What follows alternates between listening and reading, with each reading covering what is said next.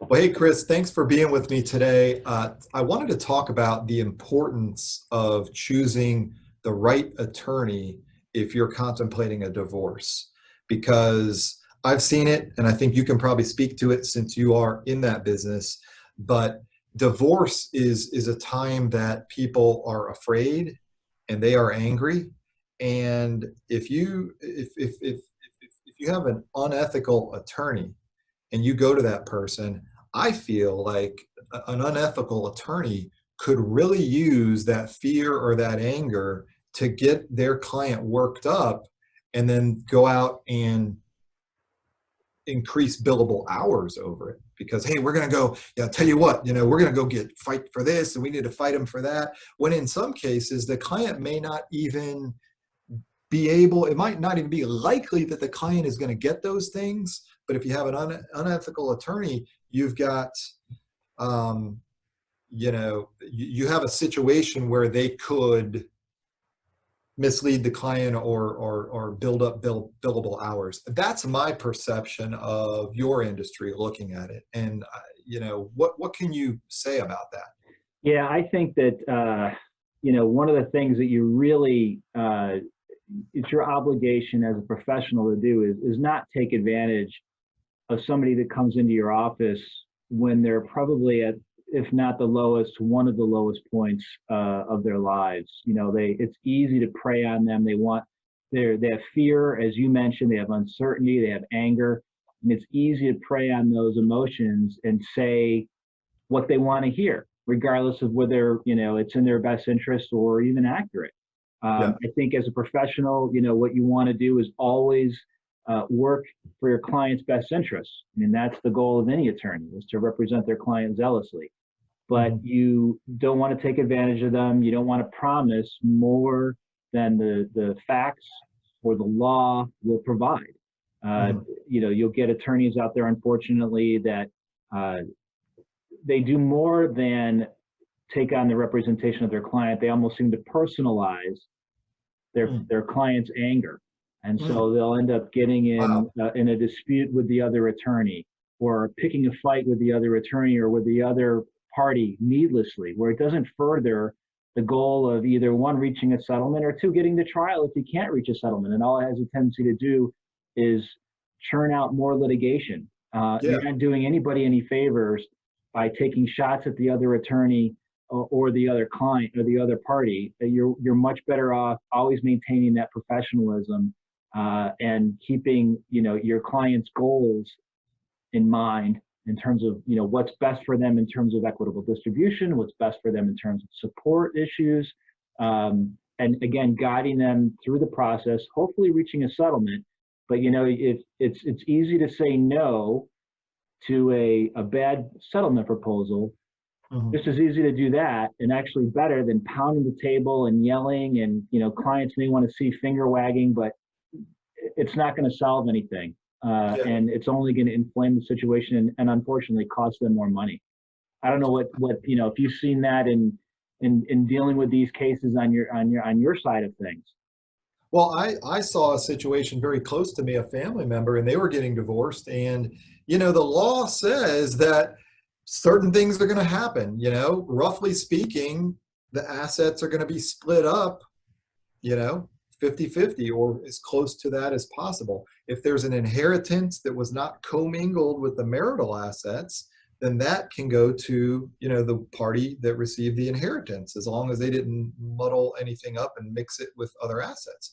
And I saw a situation with a family member where it was probably going to be pretty cut and dry, where it's like, hey, it's going to be split up, he's going to get the inheritance, and that's what it's going to work. But this person was led to believe that, you know she kept fighting and fighting and fighting and going for more and going for more and going for more, and they were trying to tell her, look, you're just, spending money, and in the end you're not going to get much more than you're supposed to get, Right. per the law.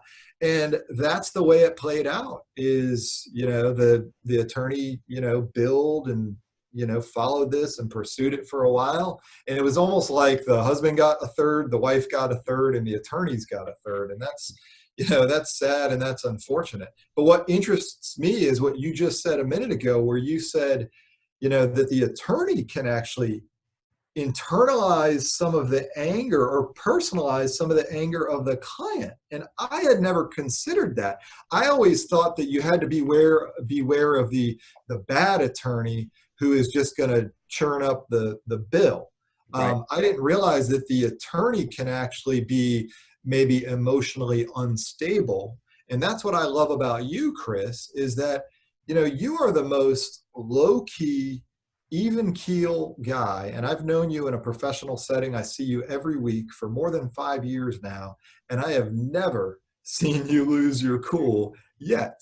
And, we've talked about your fees and what you charge versus what you could charge, or what other, people with your experience charge a lot more than you do.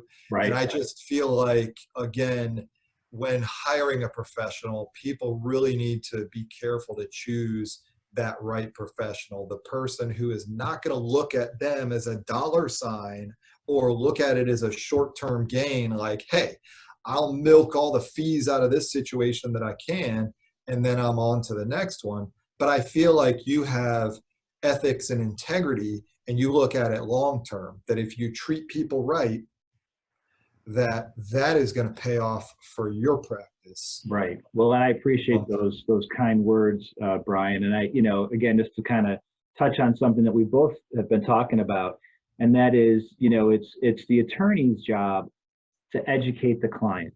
If the client wants some piece of property that is really non-marital, the attorney has an ethical obligation to explain to the client what the law is, what the odds of succeeding are based upon the facts in the law, and give the client basically all the information they can to make an informed decision about whether it's worth pursuing that issue or how hard to pursue that issue, as opposed to, maybe not telling them something they need to know, or overstating the strength of a particular argument, and then, keeping litigation going needlessly. You're just not doing anybody any favors. But yeah, I appreciate your thoughts on the way that we practiced here at LaFrance Law. And, we're looking to make reasonable resolutions and protect the clients. But yeah, it's like telling the client the truth, even if they don't want to hear it. And that's what I have to do in my practice as well. But if a client's like,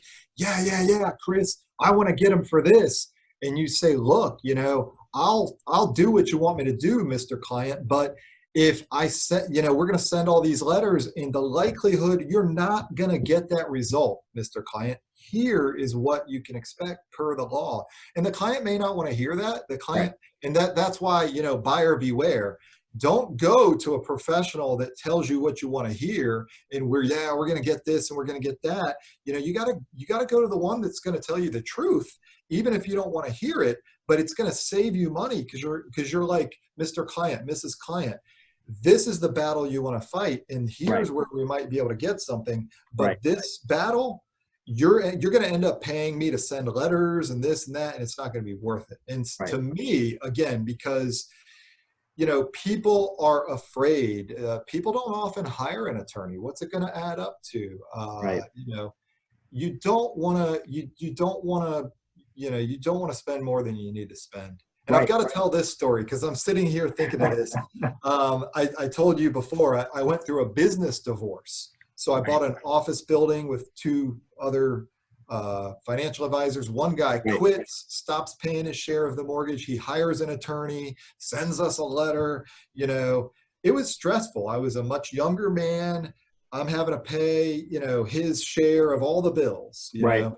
And so me and the other partner, because there was 3 of us, we went to an attorney. And we told this attorney, we said, look, we got a problem. This guy isn't paying the bills. We don't know what to do, But we told the attorney, we said, look, we don't want to prove a point. We're not trying to get in a fight just for the sake of fighting. We want to keep this as efficient as possible financially. We want to spend as little as possible and get the result. So we have this meeting with the attorney. Then we go back to the office, and after explaining to the attorney we want to keep this low cost, we go back to the office, and I received a letter, and my business partner received the same letter. And we open up the letter, and it says, you came into the office and you said this, and we had a meeting, and this is what transpired. And when I saw that letter, I was like, We're paying for that letter. what is going on here? Right. I just told this guy I want to keep this low cost, Right. and he's sending me a letter explaining that we had a meeting. And I'm like, I felt like the guy was doing it to drum up billable hours. Right. Why would you send me this letter? And my partner the same letter. Right. And so I asked my business partner, because he's the guy who hired the attorney, I said, call him right now and find out what our bill is. Our bill was already at $1,000. I was like, no. I was like, what? For the same letter for two people. One meeting, and you know, I know some attorneys give a complimentary consultation. Right, right, right. You know, right. I told my partner, I said, no, we need to fire that attorney. Yeah, we can't afford this. Well, you explained to him, which is, I have this conversation with my clients all the time. I tell them if it's the principle of the thing, principle has a tendency to cost more money than if you look at it from a business transaction. And look at it from, well, how much is it going to cost me to accomplish this particular item that I want to accomplish? Mm-hmm. I don't want to spend more than what that's worth. You know, at the end of the day, and I tell this to all my clients, it's better for more money to stay on that side of the table than it is to come over here. And the quicker we can reach a resolution that is reasonable, the more likely it is that we're going to accomplish that goal. Yeah. So. Well, great. Thank you, Chris. I think we'll probably wrap this up for today and have some future conversations, and people should definitely check back because we're going to be having a lot of them. But thank you, Chris. Thank you for talking to me today, and thank you for being the gentleman that you are. Thanks, Brian. I enjoyed the conversation as always. I look forward to the next one. Take care.